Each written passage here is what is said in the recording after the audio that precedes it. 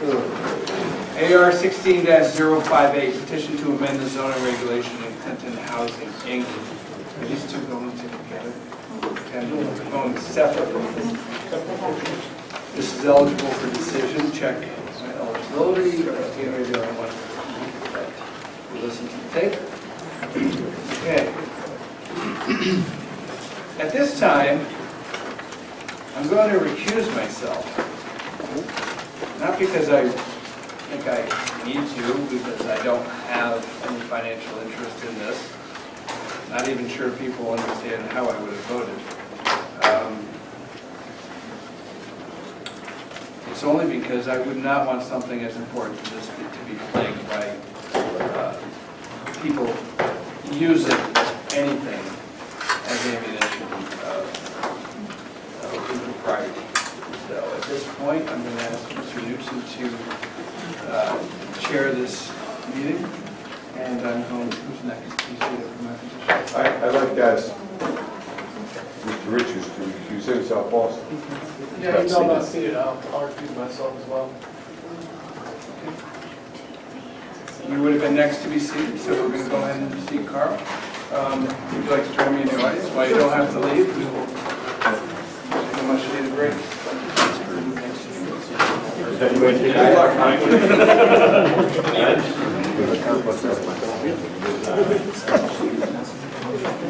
Can't be so lucky.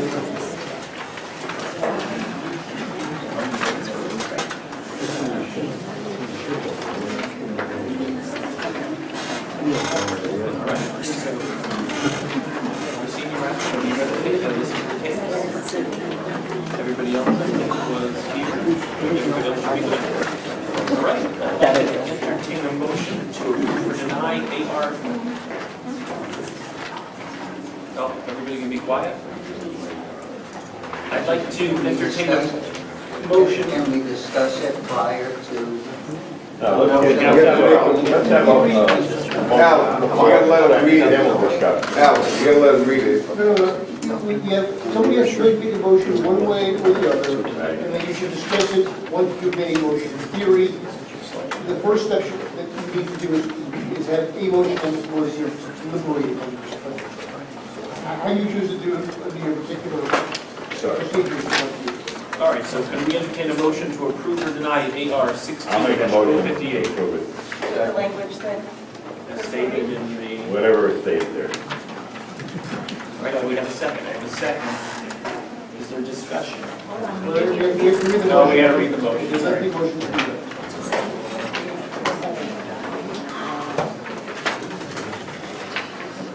Draft motion to approve application AR 16-058 submitted by Clinton Housing Inc. Petition to amend the zoning regulations, change of zone boundary, zone classification, rezoning of 8 Liberty Place, Assessor's Map 54, Block 53, Lot 20, from residential R60 to affordable housing district AHD-1 zone. Part 1 preamble. The Clinton Zoning Commission received an application to amend zoning regulations in the zoning map with the town code submitted by Clinton Housing Inc. As submitted, the proposal would create a new floating zone, the Affordable Housing District 1 zoning district AHD-1, which would be designed to allow affordable housing in the areas of the town presently zoned R-60, R-40, R-30, R-20, and R-10. The new zoning text will be located as a new section, section 21.3.2 of the zoning regulations. The schedule of uses, sections 24.1, 24.2, 24.3, would be amended to include this new zone and the uses, quote-unquote, two-family dwellings in more than one structure, and quote-unquote, multiple-unit dwelling. Additionally, the application proposed to land the newly created AHD-1 zoning district at 8 Liberty Place. The application was received by the Commission at its May 9, 2016 meeting and was set down for a public hearing. The public hearing opened on July 5, 2016 and closed the same evening. At the public hearing, the applicant presented testimony and members of the public were permitted to present evidence orally and in writing related to the merits of the application. The Commission received written comments from its planning consultant, John Diskowski, its counsel, Richard Roberts, as well as Bill Szymanski, the environmental analyst of the Office of Long Island Sound Programs, Bureau of Water Protection and Land Reuse, and the Department of Energy and Environmental Protection, from James Belletti, to emails from Dan Wilkes and Linda Books. Part 2, materials submitted into the record. While the following is not a complete list of all the materials submitted into the record, the Commission specifically notes the following items as received and reviewed. proposed AHD-1 floating zone regulations submitted by the applicant. Draft amended text language for section 21.3.2 floating zone AHD-1, 21.1.3, 21.1.4, 24.2.3, 24.2.4, 24.3 floating zones as separate use categories submitted by the applicant. A letter from Richard Roberts, Esquire, Holiday Sage, LLP, dated June 29, 2016. Evaluating proposed text amendments. Review letter from John Koskowski, AICP, CME Associates, dated June 27, 2016. Evaluating proposed text amendments. Review letter from Carol Szymanski, Environmental Analyst, 2, Office of the Long Island Sound Probation, Bureau of Water Protection and Land Reuse. Department of Energy and Environmental Protection, dated June 22, 2016. Evaluating proposed text amendments. 2 emails dated June 4, 2016, from Dan and Linda Wilkes expressing their opposition to the proposed text amendments. Part 3, findings of fact. Based on the evidence submitted in the record, the Commission makes the following findings. The application is substantially complete and all required submissions have been received. 2, the Commission has held the property notice public hearing to receive public comments on the proposed text. 3, the creation of the AHD-1 zone is consistent with the plan of conservation and development. The report submitted by the Commission's planning consultant makes it clear that there is no question that the plan of conservation and development is strongly supportive of increasing opportunities for affordable and mixed income housing throughout Clinton. The housing chapter, page 91 to 100, highlights this support. The Connecticut legislature has made the inclusion of affordable housing a requirement of all plans of conservation and development statewide. Connecticut General Statutes, section 8-23 states in preparing such a plan, the Commission or any special committee shall consider the following. 2, the need for affordable housing. The landing of the AHD-1 zoning district in the location proposed by the applicant is consistent with the town's conservation and development, as noted in the report submitted by the Commission's planning consultant. A, the proposed AHD-1 floating zone is targeted to existing residential areas of Clinton, presumably for infill and increased density within existing residential areas, as opposed to the commercial or mixed-use districts along Route 1. The proposed limits of 5 acres of development area and 25% coverage will provide assurance that the development will not overwhelm this neighborhood. It has been further made clear by both planning consultant reports and the oral testimony of the zoning enforcement officer during the public hearing. It is unclear that these regulations are required, and therefore the fact that the applicant has voluntarily agreed to bound them by these terms of the regulations has granted the Commission greater control over the site plan application that would otherwise be possible in an affordable housing application. Optional 6. The Commission is concerned about proposed standards set forth in section 21.3.2 in an effort to improve the quality of the existence of the residents of these units. The Commission finds amendments to the text are required. 4, decision and conditions based upon the above findings, the Planning and Zoning Commission hereby votes to approve the application for dash 058 optional with the following restrictions, which will not have a substantial adverse impact on the viability of the affordable housing development or the degree of the affordability of the affordable dwellings in set-aside development. The effective date of these amendments to the zoning and regulations and zoning map shall be August 15, 2016, dated Connecticut, this 11th day of July 2016. Thanks, Chris. Did we have any discussion? I'd like to move to amend that we include the R15 zone as well as the other zones that are listed about halfway down the first page. Right now it says R60, 40, 30, 20, and 10, but the R15 zone is not included. Is that you're trying to amend the motion? I'm trying to amend the motion to add R15. There's not a motion made yet. Oh, Yeah, well, Yes, there is. And I don't want it amended. Well, she can make the motion to amend it, if that's seconded, then you vote on it. To amend the original motion. Do you want to discuss why you want to amend it? Because for all the other residential zones, I believe this is an oversight. Yeah, we discussed that. We discussed that. You're right. Amen. Okay, so you're taking as a friendly amendment. Yeah, I remember the typo or something. You've been inadvertently omitted. The applicant said that. Any other discussion? Alan? Yeah, while I favor this particular project with some conditions, I don't see any need to create a floating zone for this particular project. Floating zone would enable other projects to be landed in residential areas throughout the town. I know it doesn't, automatically allow this condition conditions and everything else, but I don't think that in this case, those zones are the most appropriate zones as we get into affordable housing, that the residential zones, which tend not to be proximate to public transportation, access to jobs, the best locations to locate future affordable housing projects. Just for the record, any zone which allows residential uses can be applied for, affordable housing anywhere in town. So whether you have a floating zone or not, it's irrelevant to where you can have affordable housing. So But they're not but this eliminates commercial zones. this particular floating zone. This particular floating zone. That's true. Anybody coming along later, if they want to put affordable housing in commercial zones, could either propose another floating zone or another, ultimately, this floating zone is designed for this particular application and not some other application. I think you're right that potentially the applicant doesn't even need a floating zone to get this proposal approved. I agree. So even if you deny this application, you can then move on to the next application in any event. They did this at the request of staff, and out of my interpretation of the statute, because they have to submit regulations that would make it possible for them to do this. If you deny this application, I don't think it has any meaningful impact on the next application. But I think that this gives you a template for how to evaluate. I understand it's a template. I think it's the wrong template. Fair enough. But isn't it true that affordable housing really is beyond our regulation, period? Well, And so by putting the floating zone in there, gives us some input.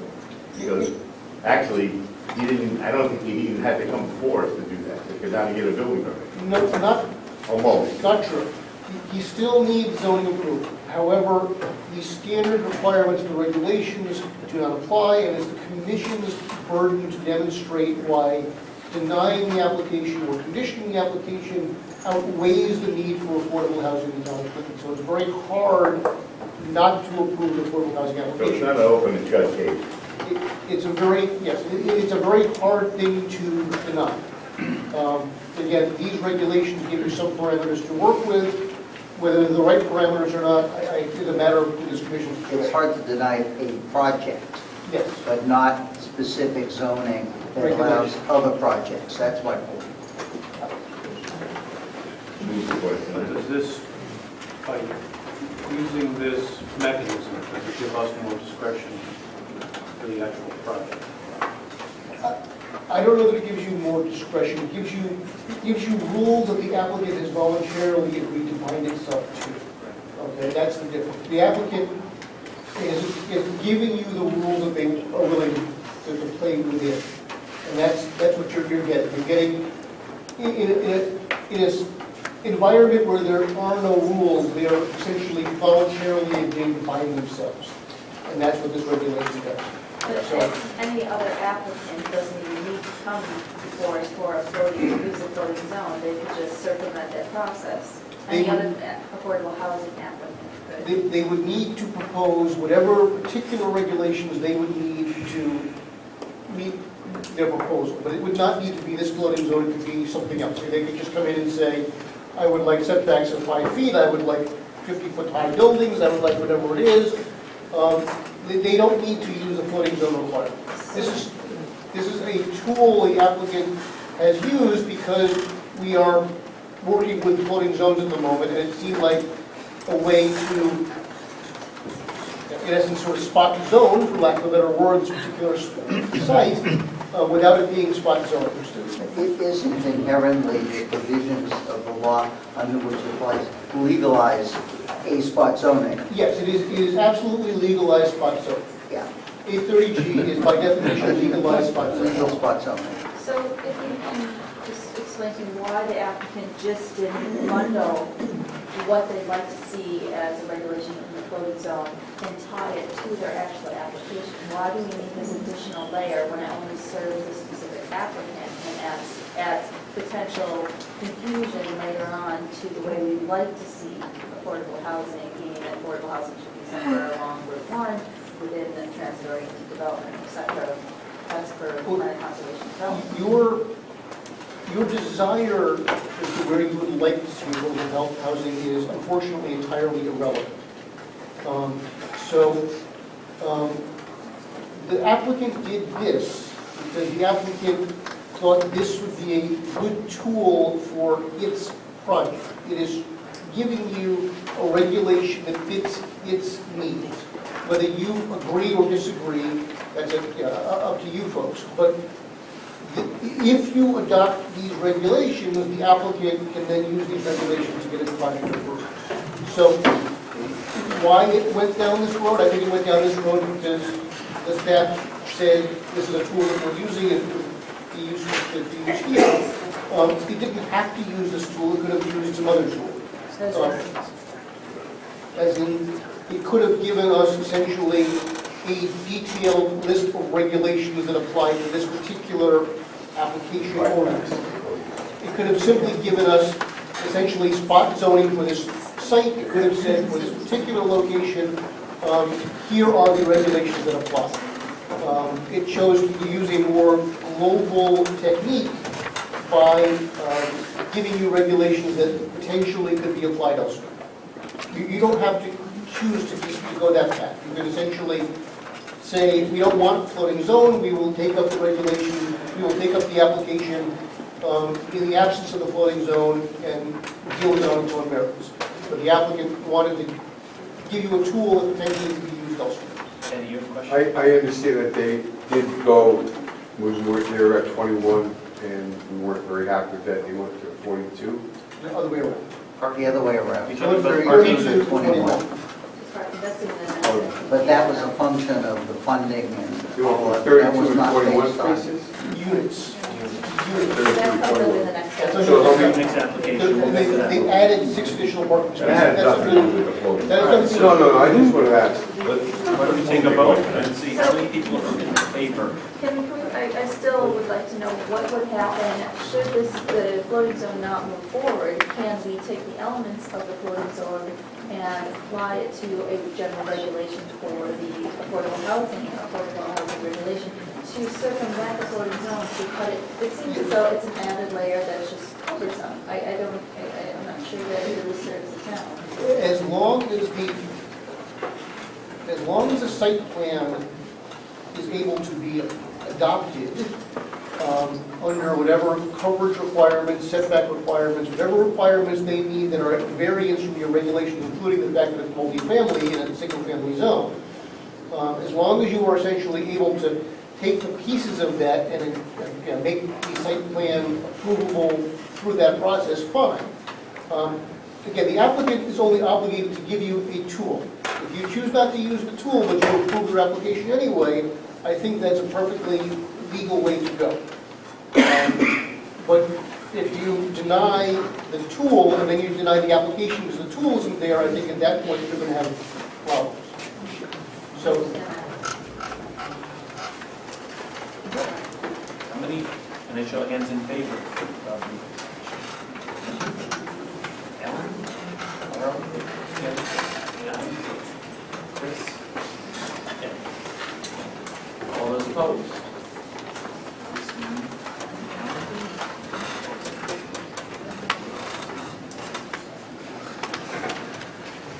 So it passes. All right. Next up, SP 16-0590, Liberty Place, Clinton Housing, 32A. We have any looking that wants to make a presentation? That's right. All right.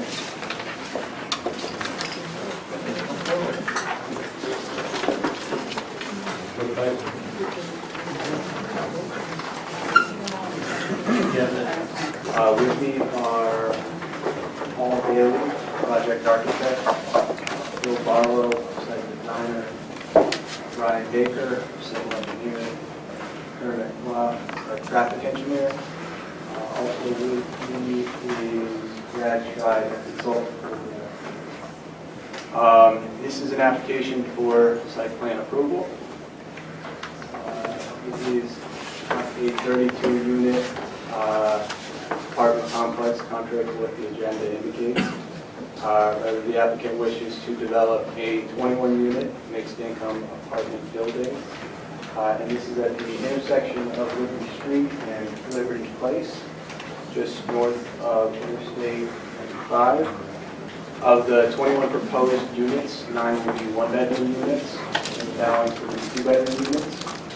And 18 of the 21 units will be income restricted, meaning that they're going to be available for rental only to individuals or households having an annual income that falls below the specified threshold. I'll explain what that means in a moment. This application, like our text amendment and zone change applications, is being made under 8-30G of Connecticut General Statutes. My colleague spent some time explaining why that statute applies in the context of our text amendment and zone change applications last week. And it was just reiterated by the zoning enforcement officer and the town attorney, so I'll try not to belabor it, but I do want to make sure the record is clear as to A, why 8-30G applies to this application, B, more importantly, why that matters. The reason 8-30G applies is because what we're proposing qualifies as an affordable housing development within the meaning of that statute. In order to qualify under that statute, you need to have you need a development with at least 30% of the units in that development allocated as income restricted units. And what income restricted means is they are affordable for individuals or families having an annual income that is 80% or less than the average annual median income for the area. We've submitted an affordability plan. It should be in the materials that we have, which demonstrates that our application well exceeds the statutory minimum. What we're proposing to do is allocate 18 of the 21 units, as I mentioned, which is just over 85% of the units, as an income restricted, and that's compared to just 30% that's required under the statute. And the income restriction we're proposing to adopt would require us to make those units affordable to individuals or households having an annual income that is equal to or less than 60% of the area median annual income. And that's compared to the 80% that's required under the statute. And it's for those reasons that 8-30G applies to this application. And the reason that's significant, as the zoning enforcement officer just indicated, is because where 8-30G applies, an application can only be denied if there's evidence in the record establishing each of three separate things. The first is that the denial is necessary to protect some substantial public interest. The second is that that substantial public interest, whatever it is, clearly outweighs the need for affordable housing. Remember, 8-30G, it's a given that there's a need for affordable housing. And third, that that substantial public interest, whatever it is, cannot be protected by conditions or modifications to the application. So with all of that in mind, we now turn to the content of our site plan application. Our primary presenters, in addition to myself, are going to be Bill Barlow, who, as I mentioned, is our site designer, and Paul Bailey, as I mentioned, is our project architect. In addition, Mr. Baker, our civil engineer, and Mr. Kua, traffic engineer, are available to make presentations if the commission desires, or otherwise to respond to any questions that the commission may have. Before I turn over the floor to Mr. Barlow, I just want to run through quickly why it is we feel that the site is especially appropriate for the proposed affordable housing development. The site, as you can see here, is bounded entirely by highways and streets. Liberty Street to the north and the west, rather east, Interstate 95 to the south, and Liberty Place to the west. I-95 and Liberty Street are respectively a major interstate highway and busy town road, and as such mitigating potential impacts that the proposed development may have on the properties on either side of them. And Liberty Place, meanwhile, is a quiet cul-de-sac, presently serving just two properties. One is a 32-unit apartment complex, and the other is a home which doubles as a dog kennel business. In terms of the utilities, the site will be served by city water, and it has appropriate soils and sufficient area for a septic system. Mr. Barlow will discuss in a little bit. Now, the septic system has not yet been officially approved by the state and town health agencies. It's my understanding that they've agreed in concept to what we've proposed, and that a formal approval is forthcoming. I may be getting ahead of myself, but I want to stress that if the commission desires to approve this application, the fact that we don't yet have those approvals shouldn't stand in its way. That's because section 8.3.2 of the town's regulations confer the authority on the commission to approve applications even without those approvals from state and local health agencies on the condition that those approvals eventually come.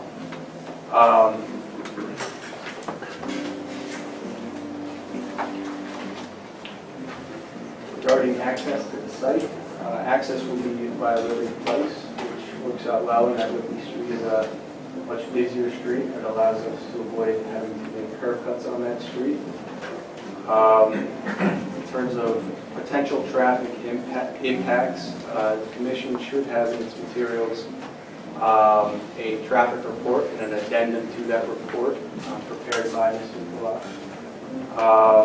And as that report indicates, the sight lines at the intersection of Liberty Street and Liberty Place are good, and the traffic generated by the project is so minimal as to have no material impact on existing traffic conditions.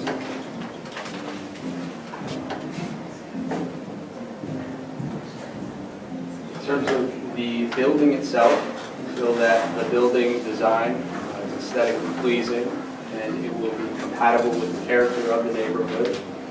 Mr. Bailey will discuss the architectural elements of the proposal in more detail. I'll note for the present simply that we've met with the town design review board to obtain their approval. In terms of parking, we are confident that the development will have adequate parking. We had originally proposed 36 parking spaces. In light of some of the concerns that were articulated at last week's meeting, we have increased that amount by 6. So we're now proposing a total of 42 parking spaces, or 2 spaces per unit.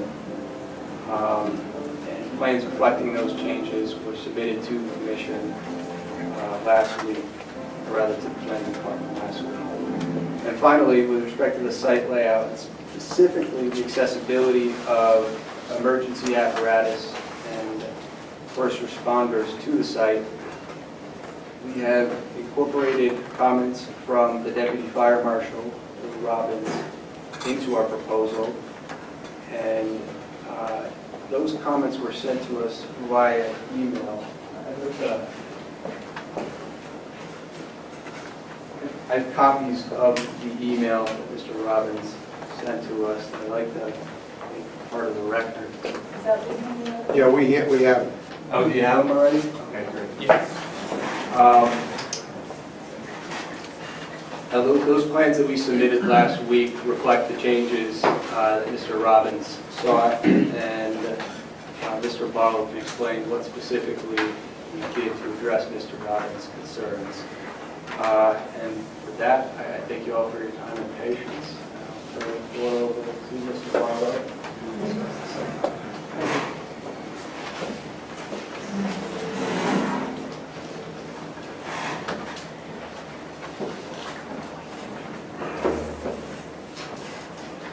Good evening. As was mentioned, my name is Phil Barlow. I'm a landscape architect and principal of TO Design. We're located in Newbridge, Connecticut.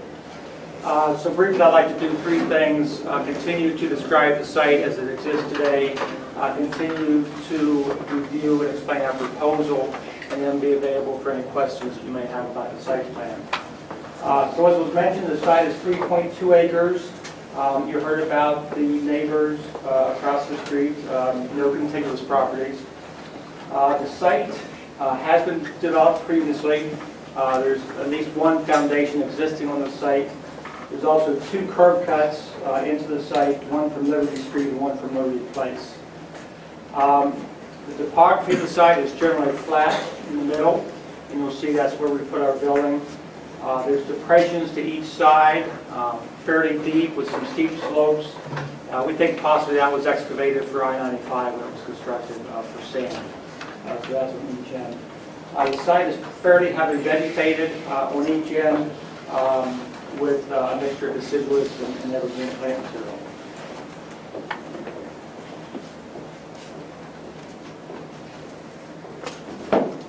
These photos depict some of the properties surrounding us, and clockwise, this is one of the residences on Liberty Street. This is one of the two apartment buildings, one on Liberty Street and one on Liberty Place. This is the existing foundation, and then this is a picture of the Tamarack Kennel on Liberty Place. And I can bring these closer if you need to see them.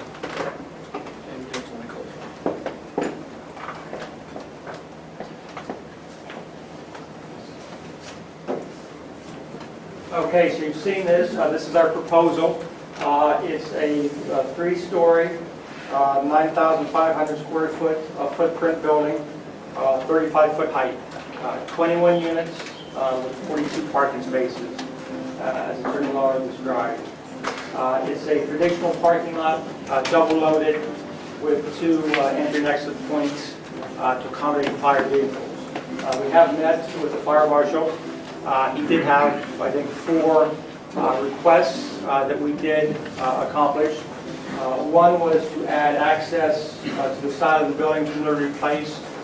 We accomplished that with reinforced turf, so it will look just like a lawn, but it will support the fire vehicle. He asked us to put a fire hydrant within the property, which we've done.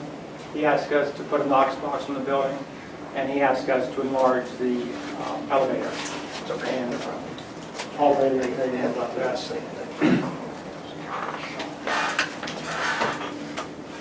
The dumpster is located just to the east of the building. It is a fully enclosed dumpster. It's an enclosure, a PVC solid enclosure, much like we have in back of the building here.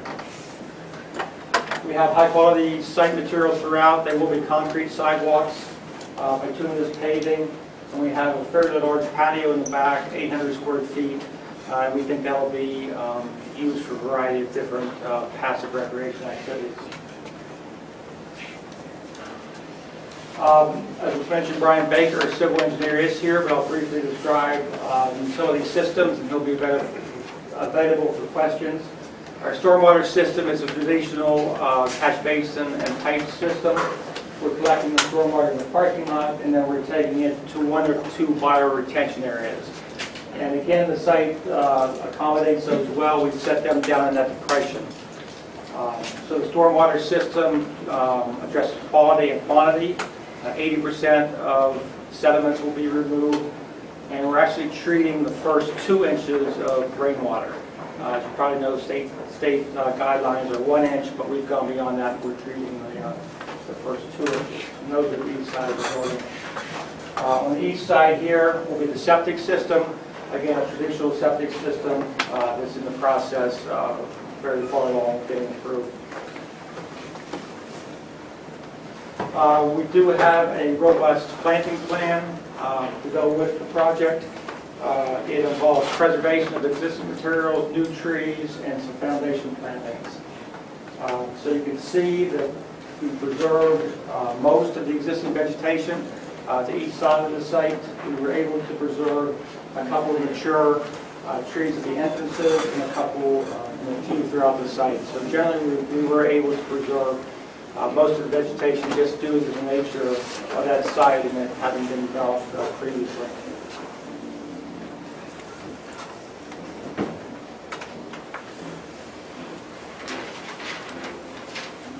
So our plant materials, we're trying true plant materials, all stuff that will thrive on low maintenance, will survive our rough New England winters.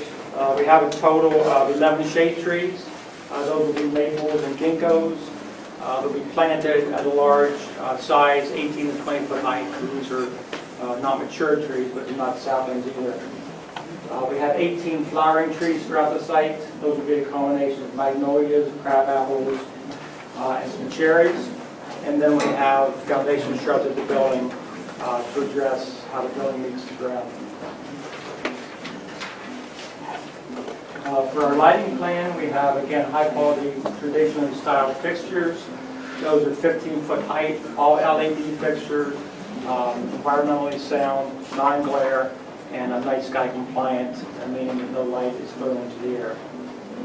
At this point, I'll ask Paul Bailey to review the building plan.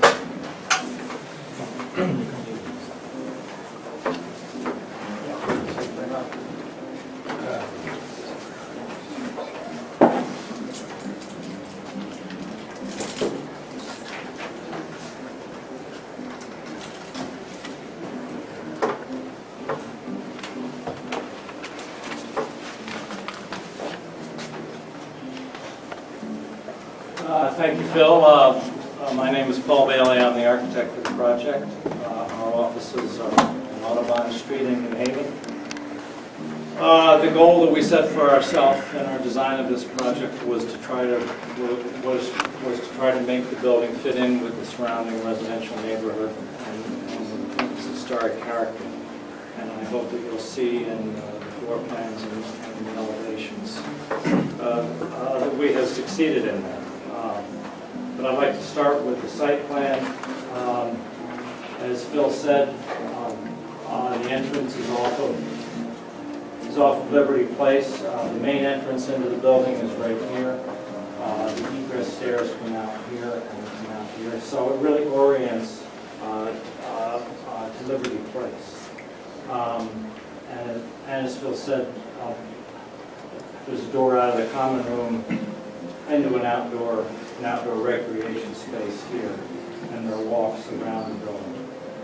So we tried to break down the scale of the building with the angles that we've created in the building, so you don't see all the face of the building at once, but as you drive around the curve, you do see smaller faces of the building. And then on the entrance side, it has an enveloping shape, and it looks smaller on this side also. So I'd like to show you that in the floor plans. To briefly show you how the building works. So this is the first floor plan. As I said, the entrance is on the Liberty Place side, and the community room is in the back, opening out to Liberty Street. So on the first floor, there's a lobby at the entrance. There's a small office for the property manager, and there's an elevator that takes you up to the 3 levels. There's no basement in this building, so all the mechanical electrical is on the first floor. I should mention we added the Knox box, and we show it on the drawings, which was requested by the fire marshal. And we made the elevator larger for larger stretchers, as he recommended. So the entry is here. There's a common corridor in the building, and the egress stairs that come out here in the back. There are lots of common areas in the center section. Of the community room, a small kitchen and a laundry room and restrooms, and there are 6 units on this floor.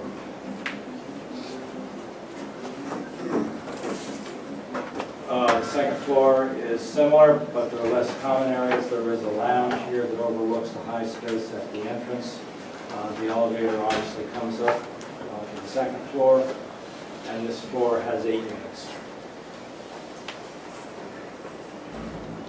And then we get to the top For the third level, the difference here is that on the Liberty Street side, we have lowered the roof so it has the appearance of a two-story building in the central section. So this is attic and the stairs as they go down, and you'll see this in the elevations. That on the Liberty Place side, it has the appearance of a three-story building, but on Liberty Street, it's a two-story building with these house forms at either end. And there are 7 units on this floor. This is the roof plan. I'd just like to mention that we have a flat roof in the center, which is recessed, so that we can have the mechanical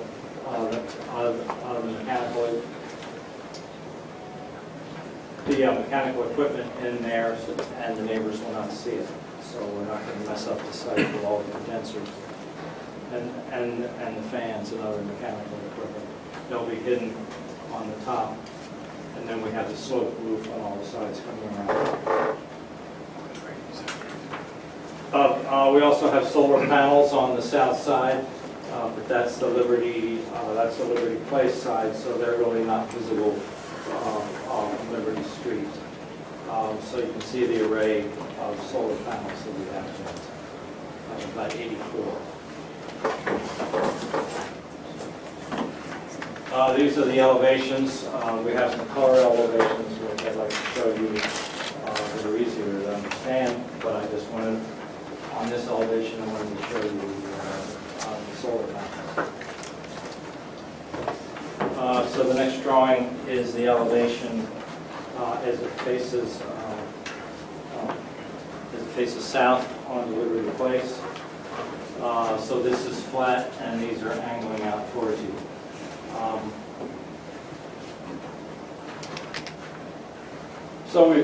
So over here, we tried to break down the scale with these bays that are house forms, and we have tried to give a residential character and to emulate the historic character of the town of Clinton. So we have horizontal clapboards, we have double hung windows with 4 over 1. We have sloped roofs, we have gable forms, and we think, and a lot of historic houses in the neighborhood that have this yellow color. So we were inspired to give this building a yellow color to match that. And then I should show you the other side. So this is the long facade that faces Liberty Street. You can see in the center here, the lower section, which is actually 2 stories. And then at the ends, we have forms that look like houses, which are 3 stories, and then the ends of the building are 3 stories, but we have a bay in the middle that breaks up the facade. So that's essentially the presentation I'm going to make. Does each unit have a washer and dryer? No, there's a laundry on the first floor. Any other questions? Are we opening up to the commission for discussion, or what's If you have questions, you can answer. Or the other professionals that are there. Anybody have any questions? Alan's going to. Or you can ask us later. No, I have a couple questions. Did you consider, I mean, you talked about this site as surrounded by roads. Did you consider, and you talked about traffic implications, but did you consider any kind of pedestrian implications? You know, this is disconnected. How do you propose connecting it to pedestrian circulation or creating that? For example, one thing I was thinking about that I looked at was the possibility of where the school bus, if this is going to be family units, there's going to be a school bus. How do the kids get to the school bus? Is there pedestrian circulation between the entrance of the building and the, is there a sidewalk, let's put it that way? There is a sidewalk that comes from Liberty Place and goes into the development, and then all all the way around the building. I would think a school bus would come in this way, but maybe Phil Barlow could speak to that a little better than I could. That is what we anticipate, that the school bus would come into development, and these turning radiuses have been designed to accommodate a school bus and a ladder fire truck. Did you have any communications with the school district regarding their bus routes and the possibility of servicing the individual building? They don't service every residential street in town. Most school bus pickup points are located at a junction of a road like this and the main feeder road. We have not had any discussions at this point with the school board. Also, when you changed from all single bedroom units to multi-bedroom units, which suggests family occupancy, did you consider any substantial open space for children that might be involved in the families? Well, you can see that we do have some open space, just like green areas, lawns, so that's open for play and for active activities. Building off what Al Crowley just mentioned, there's a safe routes to school plan, and what would make sense is actually, since there is access to Liberty Street, is sidewalks along that street so that there is some sort of circulation that can be built upon later on. These schools, I don't know if you're aware, they're probably about a 20-minute walk to both the Joel School and to the high school around the corner. So people will be utilizing those as access points to those schools and circulation throughout the town. It would make sense, since this is an altruistic project, for the town to allow for those types of amenities for safety for children and pedestrians in the area, especially since it's a blind corner that coming around. And I think the Elliott School is less than a mile away, so the kids may have to walk. It's the same, the Joel School, they wouldn't have to walk, but the new high school, I think, is just beyond that. The current high school isn't anywhere. Yeah, I don't think there are any sidewalks on that stretch of Liberty Mall. No, I don't think there are. And the only outdoor amenity here is that walk around the building, no benches, no other outdoor amenities. The Safe Routes to School plan does call for it, so there would be potentially a continuation of sidewalks around there and continuing back down into town. So, and also coming back around to Glenwood, since Glenwood, I don't know if you're aware, Glenwood is a very difficult area to maneuver pedestrians and bicyclists. It's not very safe, it's a very narrow road. Well, you're gonna build sidewalks to nowhere. Well, what you do is you build them and you gradually connect them. Yeah. So, that's a, The other question I have is for our staff. We had talked about the police commission's review. I sent it to them. There's also the issue that traffic and affordable housing, traffic patterns are not a valid reason to not approve affordable housing. So whatever the police commission did or didn't say, it's largely not going to factor into whether you approve or disapprove the affordable housing application. Well, it's always good to get their input because they might see some new safety works. Okay. Anybody else wanted to present, or? That's us for the applicant. Okay. Are you opposed to putting a sidewalk up to Liberty Street? I see where you have, I'm talking about up to Liberty Street. If the town were to someday take from Liberty Street to wherever. Oh, running it Right. here. I don't know that we're opposed to it, I just don't think it makes financial sense. I mean, it costs money to build this thing. And I don't know if there's enough money in the budget to actually build sidewalks from it. it's a semi-rural area. I mean, We certainly it's just- could, we that's what it certainly is. could connect our sidewalk, bring it out there for Yes, future two connection. apartment houses. The only Two apartments would be the second apartment Liberty Street. development. One at a time. From Liberty Street to Glenwood, you make that left, there's nowhere to walk. I'm just saying. So if you built a sidewalk to Glenwood, then what do you got? Right, It's a that's it. like Well, you if said, you don't lay sidewalk to down- nowhere. There's a plan in place for sidewalks to school pool to ultimately, when you start to have funding for sidewalks, you start to build those sidewalks where they should. Yeah, So but there is there's a wall there. There's also apartment buildings there already. Yeah, there's apartment buildings there already, and there's a wall. There's really no place It's to the put future this. planning in the town that we're going to address sidewalks for future planning, and they'll really be built upon later on. So what you do is you gradually, every time there's a new development in town, you add the sidewalks, and then gradually you have connectivity It's through still the gonna town. be divided. Can I Now, just? they've done that over the years, and I mean, I've lived there my whole life, and I see sidewalks going nowhere, and they've been that way for 20 years. Can I So call it's for a a waste of motion? time, all right? And when you build them, all right, and they're 10 years old, and now you gotta put new ones in, what are you gonna do? You're gonna rip up the other one, so it doesn't work like that. You have to I'd like to make a understand motion to the approve system. application SP Well, 16-05. The motion is, the motion is, okay, I make a motion to approve the application. Yeah, second it. Needs to read the whole thing. Okay. Draft motion to approve application SP 16-059 submitted by Clinton Housing Inc. Petition for site plan approval to locate multifamily affordable housing at 8 Liberty Place. Assessors map 54, block 53, lot 20, part 1 preamble. The Clinton Planning and Zoning Commission received an application submitted by the Clinton Housing Inc. pursuant to Connecticut General Statute section 8-30G for site plan approval to locate 32 mixed income rental dwelling units at 8 Liberty Place.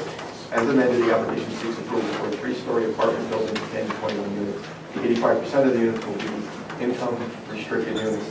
The application was received by the Commission at its May 9, 2016 meeting, was reviewed by the Commission at its July 11, 2016 meeting. The Commission received written comments from David Radka, Chairman of the Inland Wetlands Water Courses Commission, indicated a jurisdictional determination had been requested by the applicant, and after reviewing the Inland Wetlands Commission, it did not have jurisdiction over the project proposed, as well as 2 emails from Dan Welch and Linda Welch stating their opposition to the proposed affordable housing project.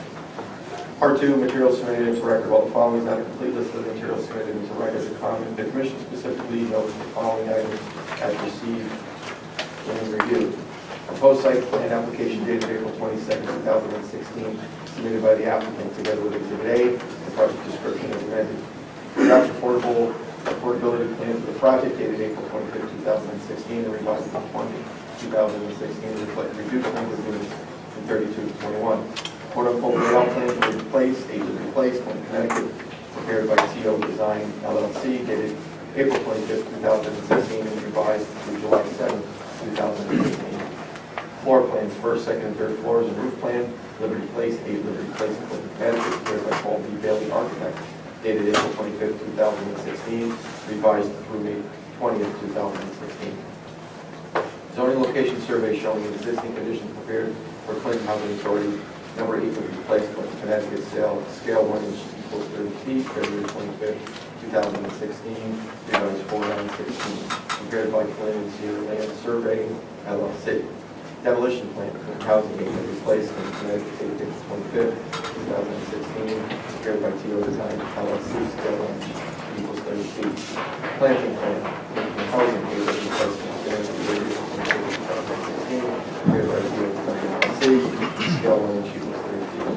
Details, Clinton Housing, 8 Liberty Place, Clinton, Connecticut, dated April 25, 2016, prepared by TO Design, LLC, scale 1 inch equals 30 feet.